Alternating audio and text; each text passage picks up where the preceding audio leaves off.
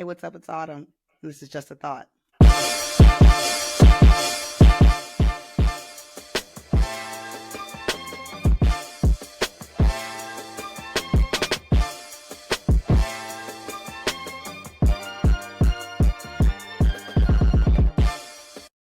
Hey, what's up? Welcome back. Thank you for joining us. So, I have a guest today, and I'm going to read his bio that I had to make up. I'm telling on you this morning because he didn't send me his bio. That's how we start now. That's how we start now Yes, immediately this morning. Um, man. so I'm gonna read you his bio because I want you to know how amazing he is. And I know it's not gonna be completely all the things, but it's gonna be the stuff that I feel like is important to me and that's relevant to this conversation. But I also at the same time, I'm sure we'll get into some other things. So this is my friend Dennis Spence. He is a man of God, of wisdom and creativity. He's an engineer by trade, which I think is hugely important because it means he's got a problem solver brain. And today we're going to try to solve some of these problems. So I'm excited about seeing how his mind is going to work in this space, not just for me, but for all of you as well. He is a devoted husband and a father to my niece, who I love. Okay, so she's not my niece by blood, but you know how Black people do. Indeed. She's my niece because we community. So there's that. He is a poet, an amazing poet, and in fact, I want us to make sure that we plug what me some of your upcoming things that you're about to do because we want people to show up and turn out and all the things, be supportive. But he is a dear friend of mine. And I'm excited to have him today, and I'm excited to talk about all the things that we're going to get into. I think this is going to be eye opening for a lot of people. So I'm excited. Hi, Dennis. Hi, friend. What's going on? How are you? Good. I'm good. How are you? I'm doing well. Thank you for having me today. Thank you for agreeing to be on with me and for having this conversation because I think it's really important. Today our conversation is really going to be centered around all the things that you are, right? An incredible Black man, strong Black man. Let me be clear, right? Yes, Um, sir. Leading his family with integrity and with love and with faith. And I think that that is so important, especially in this day and age. We have so many things that are going on in our community, so many things that are going on in family, with education, just all the stuff, right? And I think it really ties back to a cornerstone. But we gonna get into that a little bit too. Absolutely. But you are all those things, and so I'm looking forward to hearing your perspective on where we are, how we are, and how we get to where we want to be. You're doing it successfully. So who better to ask than somebody who is walking in that space? So I just want to get us started a little bit by first asking this question. What is do you think, in your opinion, biggest threat to the Black community? Uh, Right? Right. you said the biggest I threat. know. Yeah, listen, because I feel like this starts the whole conversation like in the direction because there's a lot going on. Yeah. Because there's a lot of threats going on to the Mm-hmm. community. Um, I would say one of the biggest things, and you don't want to sound like so cliche and just say the easy stuff, but sometimes too, the easy stuff is what you really got to like dig deep into. Right. It's a Right. lot of it. It's easy. I could just easily say love. I mean, Okay. love for one, because That's good. with a lot of the things that you see happening, especially in society, that are turning us against each other, Mm, that are putting these huge boundaries in between men and women, mm, things that are, separating us further, things that are dividing us, things that are dividing our families. It's when you see that lack of love, and then you tear it down to that lack of compassion. You tear it down to the lack of communication. We don't talk like that, right. especially even with generational things that are happening. Like, we're still learning how to really love each other. Yeah. Yeah. My parents and your parents, they raised us the best they could, and it Hmm. was it was effective. You know what I mean? Yeah. Yeah. Yet we are sitting here raising our kids differently because Yeah. we have to adjust accordingly to how society is wanting us to, raise our kids. There's certain things that happen to us that we can't do today, you know, and, Listen, and listen. There's some things that are happening. Don't think these kids ain't getting this business over here Indeed, indeed, absolutely, absolutely. because it's necessary. You can Yeah. see those who are not. It shows. It really, and that's the thing. It really does. It shows, and that's what's causing the divide. So I'm gonna use some engineering terms on this one. So of course, Okay.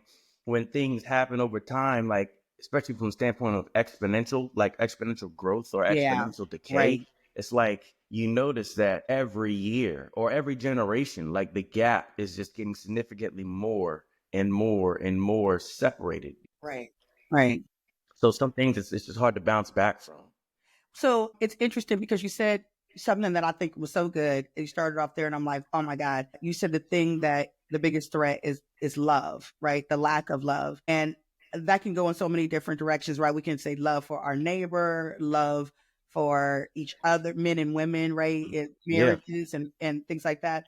I love for God because absolutely. Lord, I think Absolutely. there's an absolute lack of faith. That was something that used to be the cornerstone, I think, of our communities between marriage and God. And those are the things that kept us grounded, right? And accountable to each other, uh, within the home and outside of the home. And those things are starting to go away. And again, it shows. So Hmm. for me, what I think is huge personally, and you could tell me if you think the same, and I'm gonna give you a statistic before I start. Okay. Black marriages, right? So just, black man, black woman married, right? We are at 34%. 34% of black marriages are between a black man and a black woman, right? Only Hmm. 34%. I think it's somewhere upwards of like 70 something percent of black women are single and 60 something, 69 or something like that percent of black men are single, which is crazy work. Yeah. And that if this trend continues by like 2030 or something like that, like within the next five or we'll say next 5 to 10 years because I don't know exactly that black marriages will be in the single digits. Okay, so that's crazy, It is. It is. scary, and I don't think that people recognize like how important and foundational marriage is in so many ways, right? So we go to community, children, wealth, Oh yes, absolutely, absolutely, absolutely. There's so many ways that you can capitalize off of it, and I mean, if you even just kind of look at some of the, let's say, the social standings, the socioeconomic standings of other ethnicities, right? and it kind of shows why, some of the richest, ethnicities, and like a lot of them, they stay together. Absolutely, You see a lot of some of our Hispanic brothers and sisters. A lot of them are together, yeah, and in families. Their family is very, very important to them. A lot of our Asian brothers and sisters, like family is super important. Like yeah, that stuff is the very critical to keeping everything together. And right, like you said, when you keep it all in the family, some things such as, how often do you hear black folks talk about, yeah, we got land. My great great uncle had, he's got 8 acres, and it's been right, in the family for, 2 or 3 generations. Like, you never hear that about right, us. right, We don't really grasp the concept of really holding on to things of value and assets. right, Some of the stuff that we're not even taught, that we could be taught in the household, things such as, stewardship, how to even just, budget your money.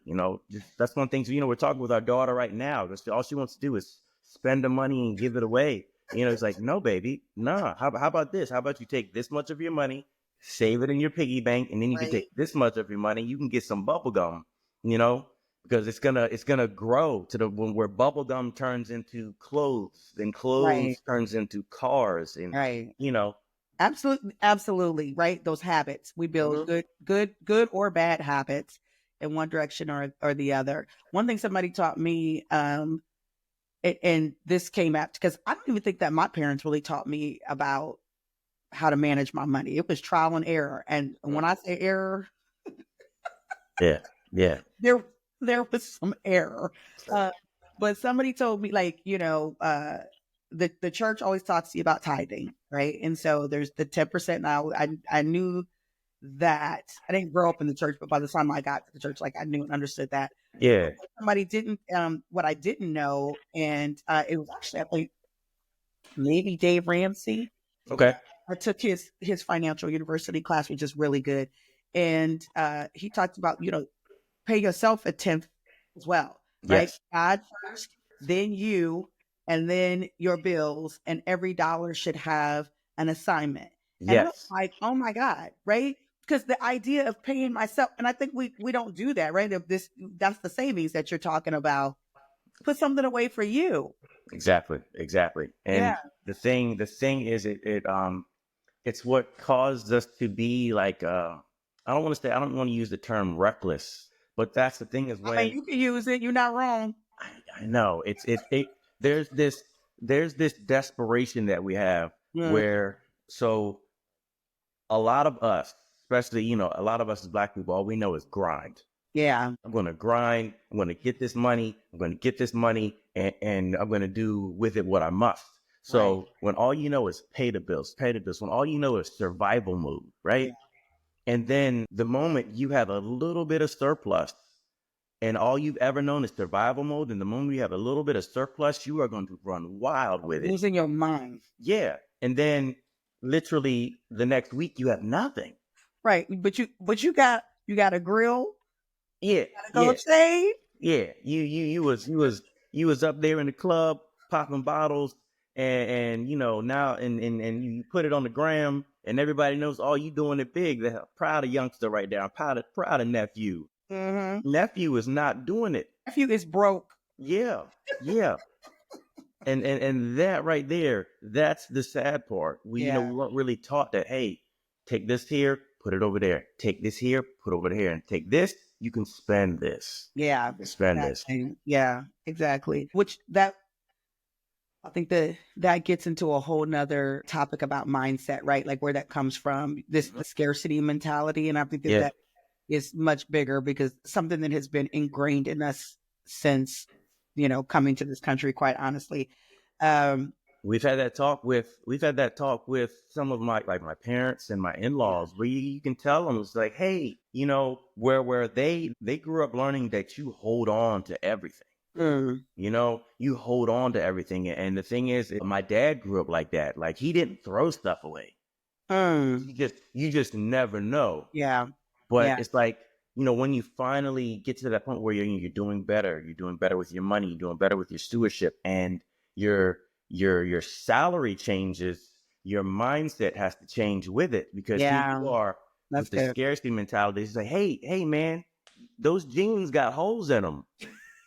You can get new jeans, okay? It's like, So come on. we got opposite ends of the spectrum. We got people who are spending recklessly. We got people who are scared to spend. It's like we need to heal and get somewhere in the middle. We got some balance here. Yes. And that is where, like, it all falls back into community Yeah. and love. This is why the thing is, we have to come together, and so we can, sit down with our elders and learn things. And Mm, then the elders can sit down with our young people and learn more innovative things. yeah. Like I tie all of that into love. Just spending time in that space. Like, we don't do that anymore. Remember when we were young, we used to sit down in the living room with my mom and papa Right. and auntie and them, like, everybody sat together and Right. talked and discussed things, even if the TV was on. You know what I mean? Right. Like, Right. how often do you see that anymore? Like, the kids over here with their cell phones on, parents over here with in their iPads, whatever, and Right. everybody is In zoned out. different directions. So here's a question for you. Okay. Why do you think that we're not getting married anymore? For one, I will say I believe that everybody we're getting into a more selfish society. We're becoming more and more selfish. Mm-hmm. Not saying that there's anything wrong with that, because I do believe some people, you really want to protect your peace. Okay. You may have gone through some things, experienced some things, and you just know, like, you know what? I need this. That is not necessarily for me. Okay, can we just pause right there for a second? Okay. Okay, I just want to make clear because I am really getting in a space, and this is not you. I know that you don't mean this, and that's why I say I'm really getting a space where I'm really getting um tired of hearing men say, I'm not getting in a relationship, I'm not getting married because I'm trying to protect my peace. And what they really mean, because it doesn't mean that they not out here in these streets doing the most. Mm-hmm. What they really mean is by peace, I'm avoiding conflict, I'm avoiding accountability, I'm avoiding responsibility, I'm avoiding commitment, I'm avoiding honesty and transparency, right? I'm avoiding the responsibility of having to show up for somebody else, to not be selfish, to put somebody else first, to put the work and time and effort and energy into somebody. And that's what I'm calling peace, which is not peace. It's Correct. lazy. Yes. It is like, right. It's literally just you avoidance. That's what Mm-hmm. avoidance. So I think the piece that you are talking about is piece of boundary setting and right. So I just want to be clear because I just feel like that has been used as turned into this thing that sounds good, but Yeah. it's really just like work. Even the thing is like, and especially too when I can say I believe this as a married man too. When I say my peace, I feel like it's more so of a tangible thing that Mm, we're seeking. Okay, and that thing can change. So let's say if you are let's say you just graduated, whether it's with a degree or a master's degree, and the thing right now, what your peace needs to be is establishing yourself. okay. You know what I'm saying? Right. Um, if you are a hardworking man, and let's say you work hard every day and you work crazy hours and you're married, right now your peace, and this is what I call my peace, is my wife. Okay. When I Yeah. come home, I don't, when I say I can't wait to get home, I don't mean the building. I don't mean the Right. edifice. I Right. mean the woman that is there waiting for me. That, Hey. that's my piece right there. Okay. I know I have somewhere where I can just lay my head and y'all can do that magic y'all do where y'all just put your hands in the back of my seat. It's magical. It You're is. not wrong. And You're not it's, wrong. yeah, yeah. It just, everything just melts. That's God inspired, by the way. Indeed, indeed. But like I'm noticing more people like not getting married because I feel like our some of our intentions are just kind of going in different directions. As Yeah. you're noticing like more women as they're getting older, more women are becoming more and more successful in like a Yeah. major way. I feel like, but and don't quote me on this, but I believe like Black women, they're probably the most educated group Yeah. in Yeah. in the country, especially when it comes to your master's degrees, your Right. doctor's degrees, Right. and college graduates were total. But they want to establish themselves, and when they become established and successful, some of them, that's when they start seeking marriage. Right. And then we have like some of my brothers, and we want to. I'm not gonna put all of my brothers in this category, but Yeah. I've been noticing this more. We want to play our games when we're young. We want to have fun. We want to enjoy life, right? What you talking about young? There's some men in their 40s still trying to be cute. So But there's this, but this, but this is the thing too. You're right. But as some men get older, we start hitting that bracket of late 30s, yeah. 40s, and all of a sudden, then we get inspired. Right. Then we want to find ourselves, or then we notice our superpower, Right. whatever it may be, and Right. then we get hyper focused on that thing, Mm-hmm. and it's like, oh dang, brother, you going after it, and Yeah. it's like, yeah, I don't have time for anything else. So Mm-hmm. Those things then are peace. yeah, yeah. So they Yeah. just they don't even, my brothers don't even go for marriage anymore because you're just focused on that one thing. You're Yeah. doing you, and some of my ladies are just tired of dealing with like some dumb stuff here and there. And I've been some of my friends have been sharing stuff they've seen on like these dating sites, and it's scary. It is wild out here in these streets. Let me just be clear. Like, wow. It's really disheartening on so many levels. Like just unbelievably wild. some of the things that and both, you know what I mean? It's not just men, it's not just women. It's literally in both directions. You said something that was really interesting too, that I think, because I know we kind of talking about black men, this from the perspective of black men, which I really truly appreciate. I do want to give a perspective of the other side of that, or because you know it's both of us coming together, right? And Uh-huh. so you talked about black women becoming very successful, and I think that you see a lot of black women who are successful who are single, and for reason. And I want to give some perspective to that. I think that, to me, in my opinion, two reasons. One is that sometimes the things that the characteristics or the traits that are necessary to become successful, right? That grind and hustle mentality, that strong leadership, decision making, and this is not me saying bad, right? These are not anything bad at all, right? That hyper focus, prioritization of, you know, work, excellence, being present, you know what I mean, just that kind of thing. That having a commanding presence, that those things sometimes don't get turned off, and they show up in the relationship, which can become very difficult to have a ebb and flow, you know, Yeah. just balanced relationship when you're dealing with a man, and you know he's bringing masculine energy and you're bringing feminine energy, and you guys are kind of like, you know, riffing off each other and showing up and playing your role in that relationship. That can be really difficult if you're bringing these traits that you're used to Uh-huh. in this space does not always translate into success in a different space. So I think that it becomes almost unconscious because we're women are doing it. You know, and I put myself in that category, right? Something that I've had to work on. That we as black women, that becomes like second nature, and so we're just operating like that all the time, and it's like that's not necessarily attractive, right? Um, the second thing I think is that because women in general, not just black women, but women tend to date and marry equal and up versus equal and down. And again, this is not negative, but just saying, so equal and up, you're talking about education, resources, all the things.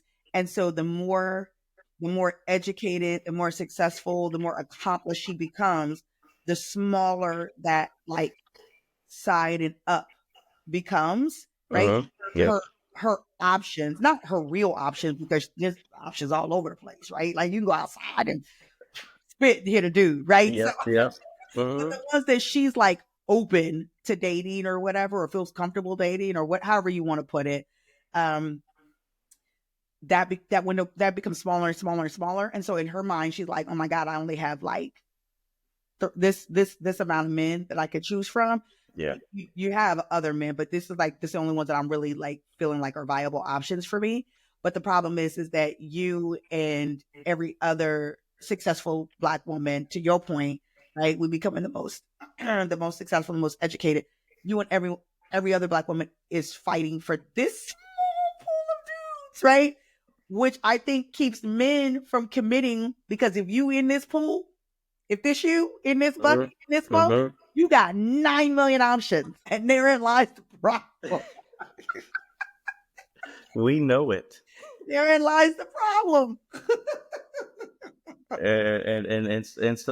Some of my brothers expose this notion tremendously, Mm, tremendously. And I think that is where you have that little category right there that just knows that, you know what, I got options. So what I'm going to do, I'm going to be as slow with my decisions as mm. possible. I'm going to put my toe in every pool until, you know, I feel one that's nice enough that I could jump in. See, Then I'll decide whether I want to swim or not. I'm going to just float for a little bit. And that's the problem. I'm going to that's the jump in this problem. pool, float a little bit, and then decide if I want to swim. Right, Because right, if I don't want to swim, I'm just going to get out right. and start dipping my toes back in other Listen, pools. meanwhile, you polluting the pool. Yeah. Yeah. And You that's dirtying up the water, sir. and that's the thing, is like, you're dirtying up the water so that the water for the next guy to come is just like, I don't know, that water look a little grimy. when in actuality, Okay, look, I'm gonna say something that's real crazy. This probably wasn't your experience as a kid, but mine. So my grand, like they would fill up the tub, and it would be like all the grandkids got to take a shower yep, or take a bath, and then but they wouldn't empty the tub, so it was like one get in, take a bath, and the next one got to get in, take a bath. But if you was the youngest, uh, they put you in that bathtub and you disappear, by the just time you got the disappear. there's no point. I might as well just stay dirty. Yeah, Because I'm yeah. washing in dirt. And that's to your point, that's exactly how it feels Mhm. when, everybody's kind of getting in here just floating.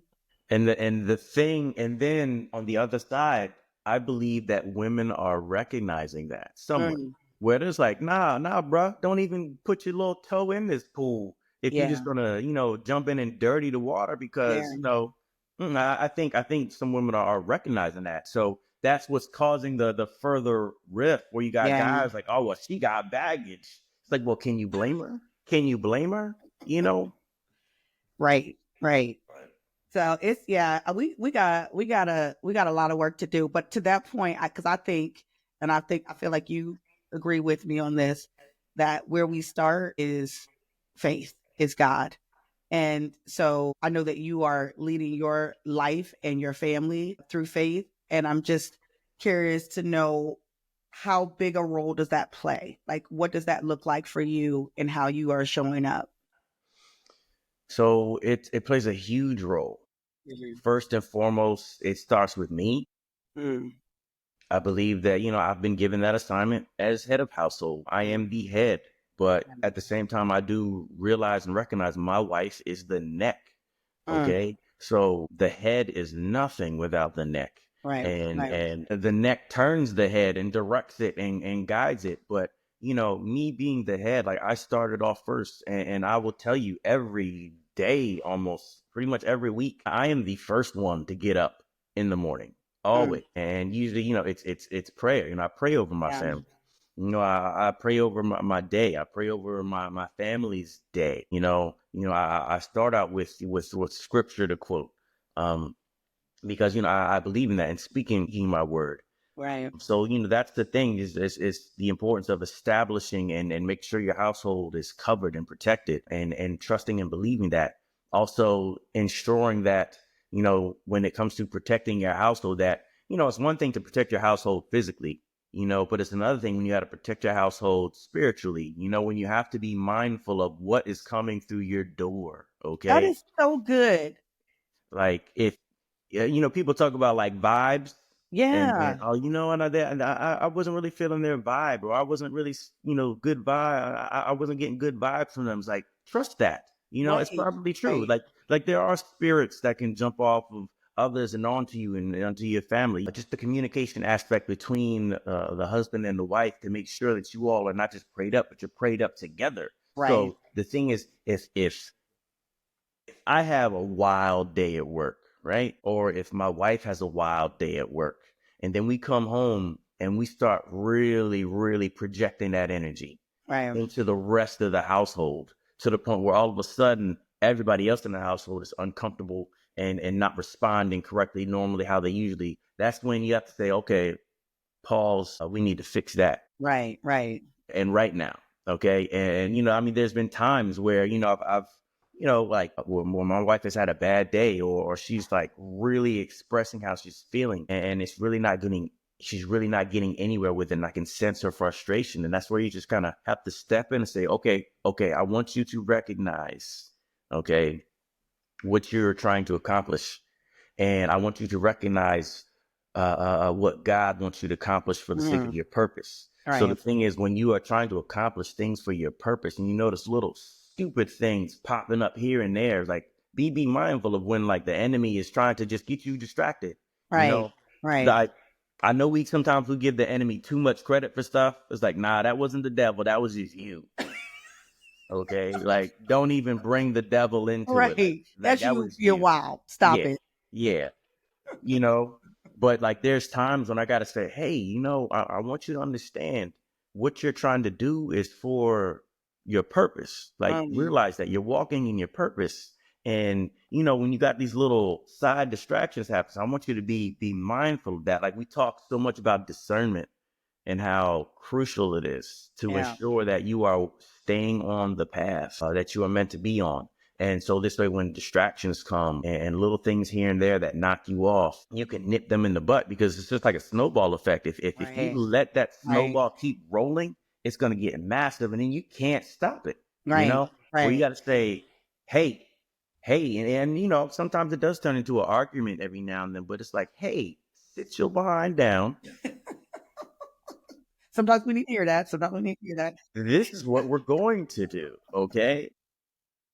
So And you have to, encourage each other in that aspect. It's like a tough encouragement into each yeah, other. Like, my it's wife does it to leadership. me too. She It's does it to me leadership. too. Yes, yes. Yeah, I think it. So you said a couple of things that I think were really good, and I just want to, highlight again. One, you gave a definition of protection that goes beyond physical protection, and that is so good, especially in this day and age where men and women are really struggling to define what does it mean to be a man. Mhm. Society is constantly evolving and changing. That used to be really obvious. Oh, we protect the village, we go out and plunder, whatever, all those kinds of things. And now that's not really the case anymore, right? But so what does protection look like? And I think you're absolutely correct. Protection is about being that gatekeeper of your home and what is coming in and out of there. And so men have a responsibility to that. And I think that that is huge. Women also have a responsibility to get on board with that as well, right? It only works if you work it together. So Yes. there's that. But I will say this is that it feels like marriage is very much on the enemy's radar of things that he attacks, right? Which Yeah. he only attacks things that are powerful, that are purposeful, that are important to not only the individual but to the global plan, right? Absolutely. The bigger plan of things. And so, when you talked about purpose and individual purpose, and you guys really kind of, you as the husband or the head of the household, really reminding your wife about her purpose.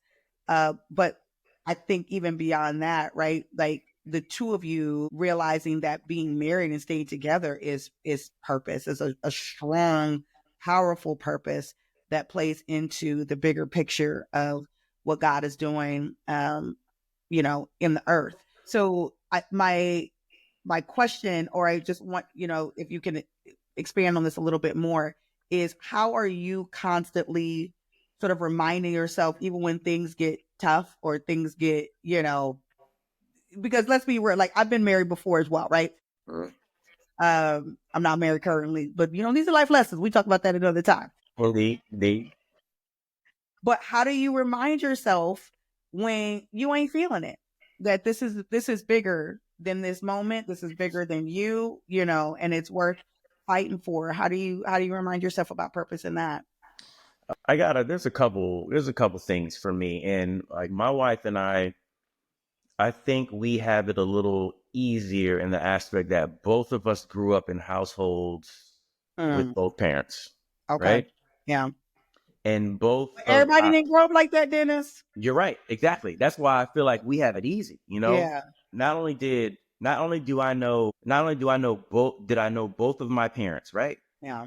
I knew and saw all four of my grandparents, okay? What? Okay. And so did my wife, okay? Okay. Yeah. Well, listen. So like we've seen it, you Right. know.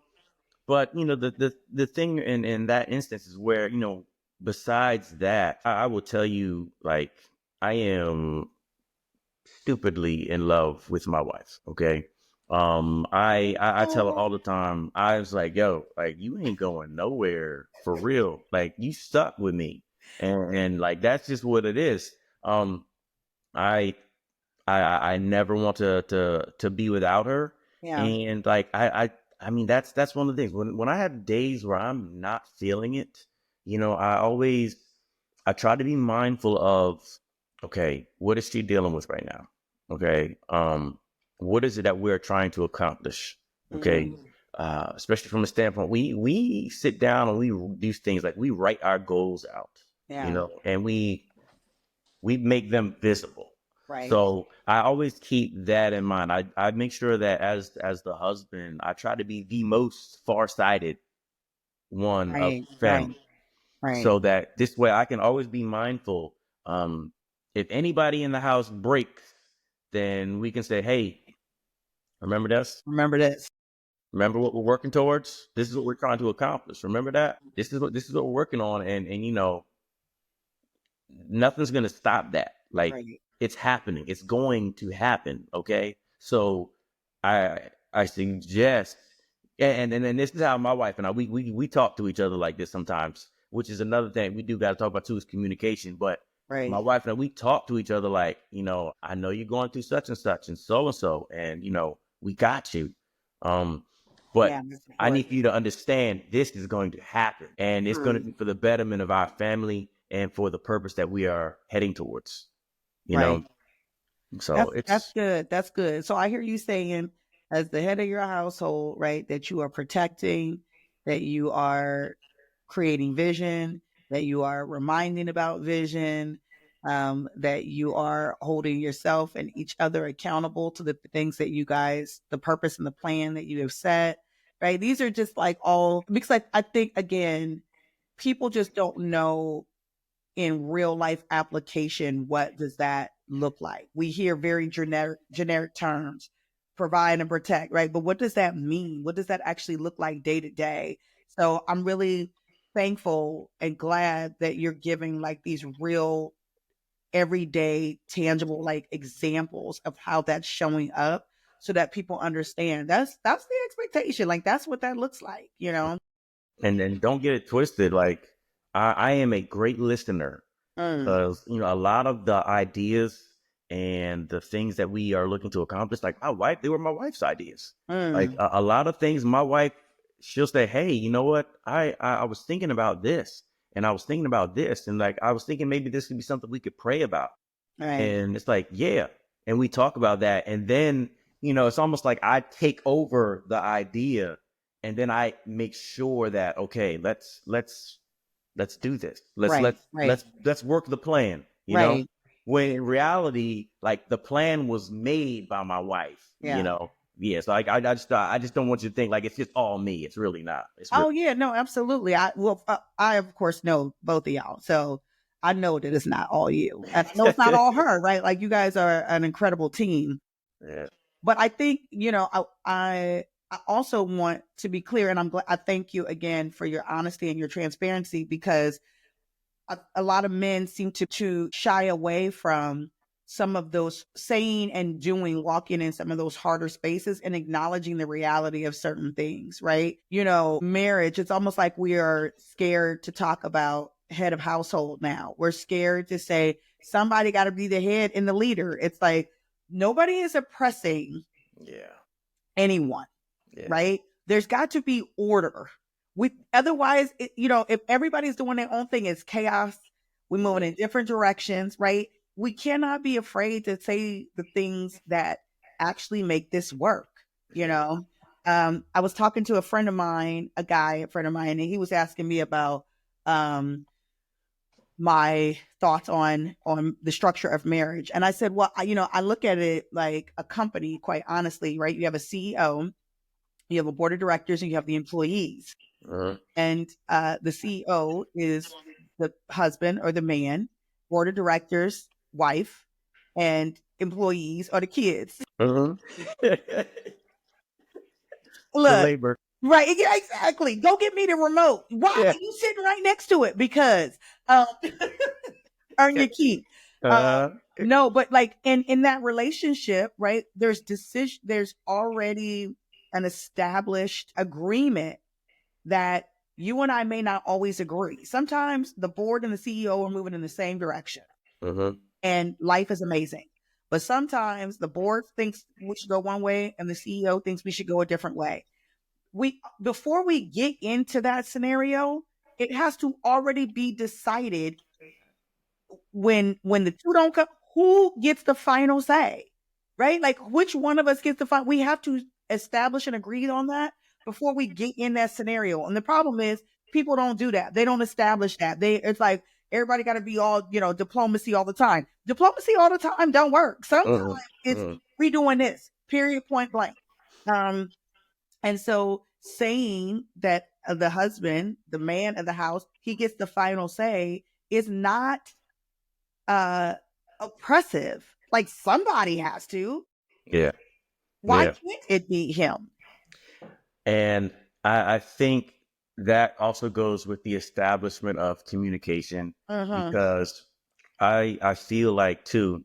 So I feel like I am the vision is mine. Okay. The vision is mine. I see forward. Okay. Yet my wife is the peripheral vision. Right. Which I feel is some of the most important. That's good. Vision. She sees everything coming from the side and the things that could be coming to just, knock us off course. Right. And my wife has told me many a time, she's like, I'll follow you as long as it's not off a cliff. Right. And she'll stay. Boundaries. Yeah. She's told me many times to my face, you can go off that bridge by yourself. Right. Right. But like I love that is the fact that, my wife, if she doesn't necessarily agree with me, okay, she will give me all of the facts of my peripheral vision. Well, is this, is this, is this, is this, is this, is this. And then she lets me make the decision. Right. And the thing is, the cool part about it is if I move forward with it, right, and I'm wrong, she lets me come back. And that's when she says,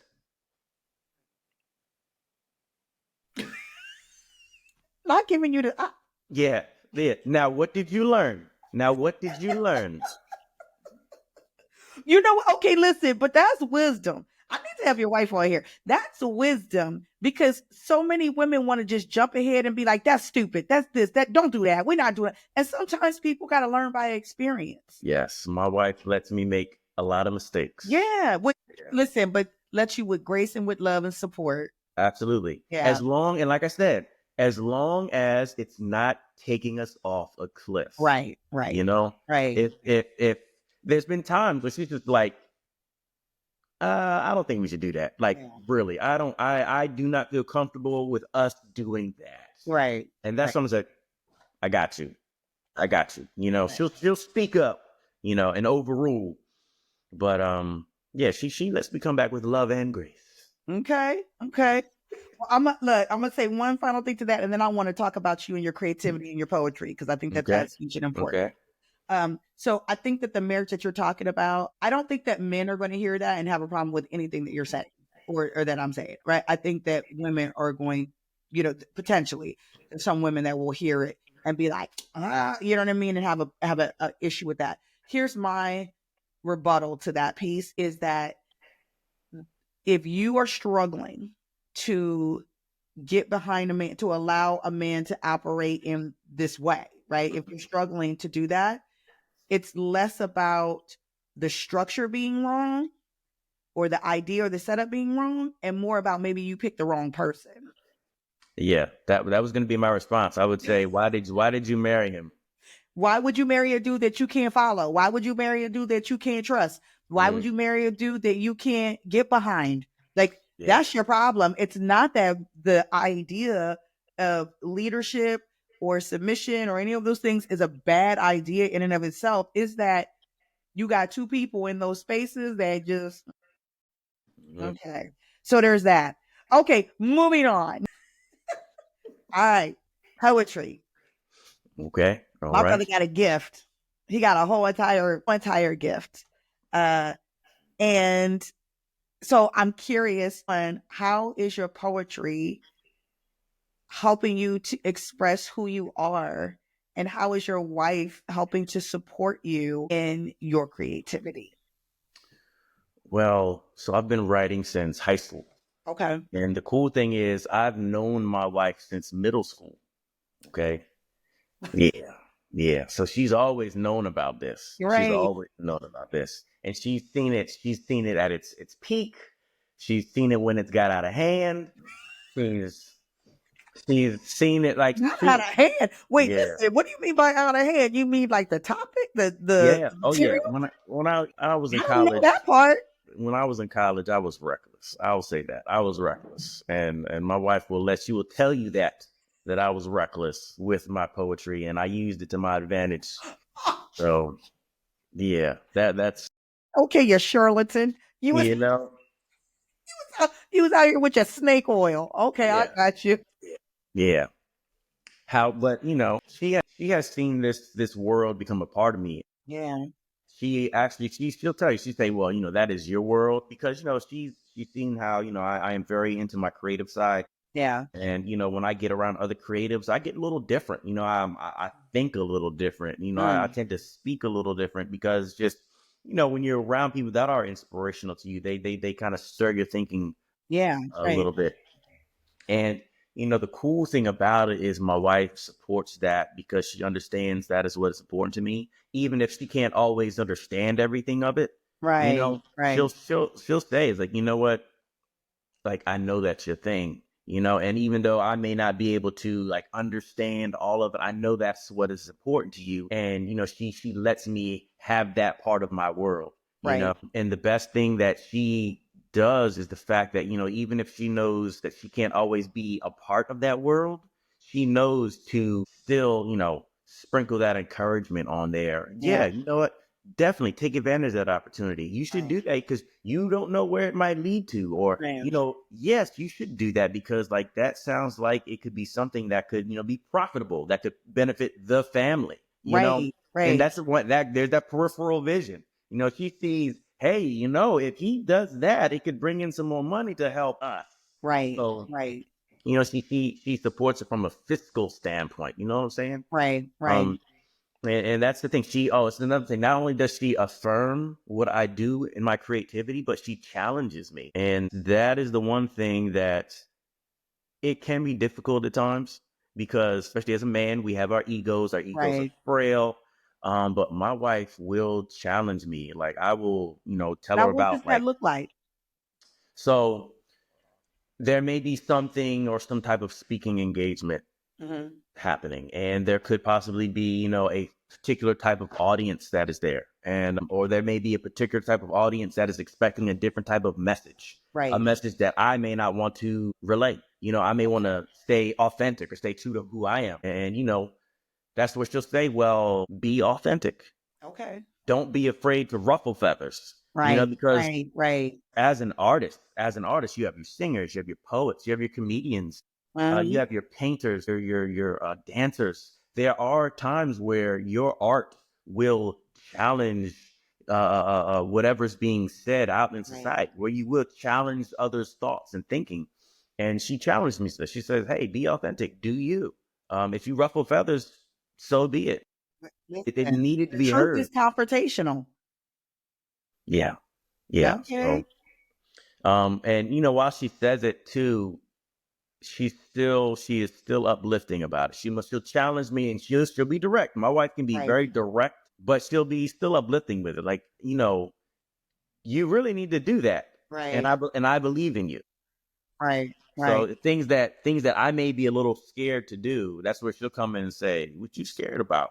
Nah, dude, this is what you do. So right, go do it. right, Get out there and do it." right. What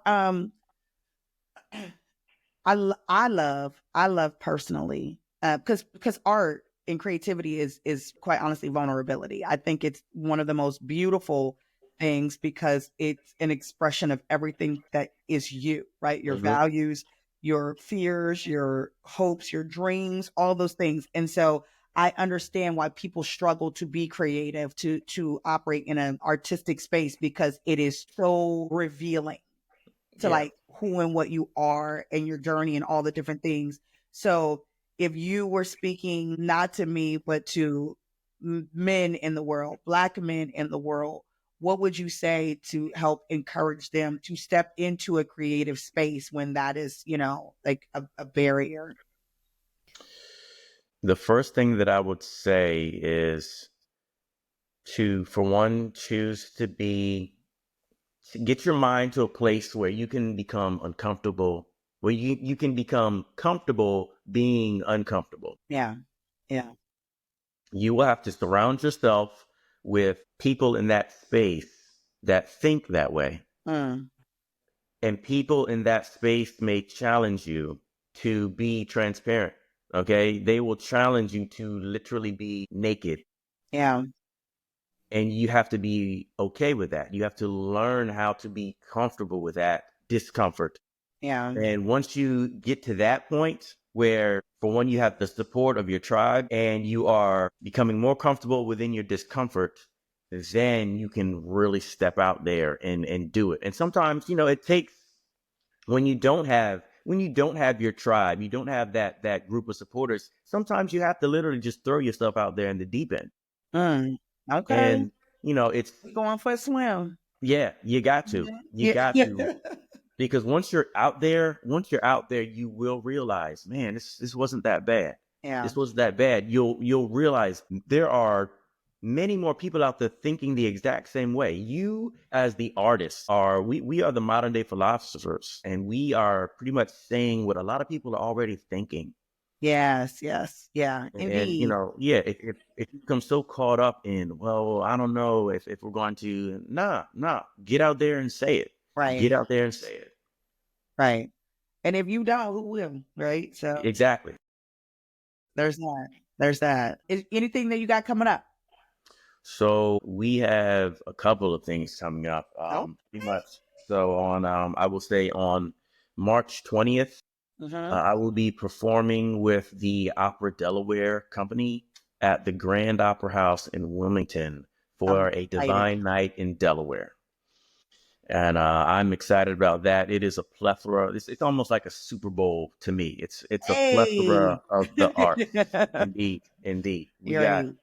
ballet, poetry, opera, neo soul, All the things. hip hop, live instrumentation, all on one stage.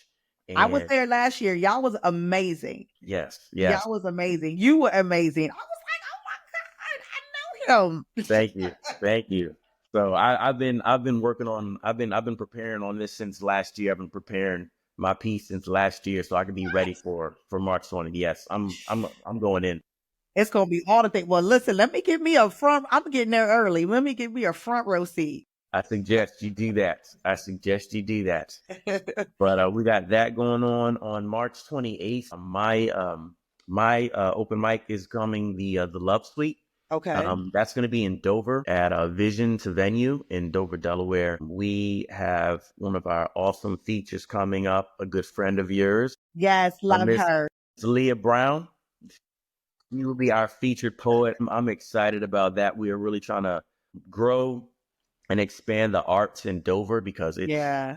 it's a little non-existent, but it's on the come up. It's We on the come coming, up. we coming, we coming.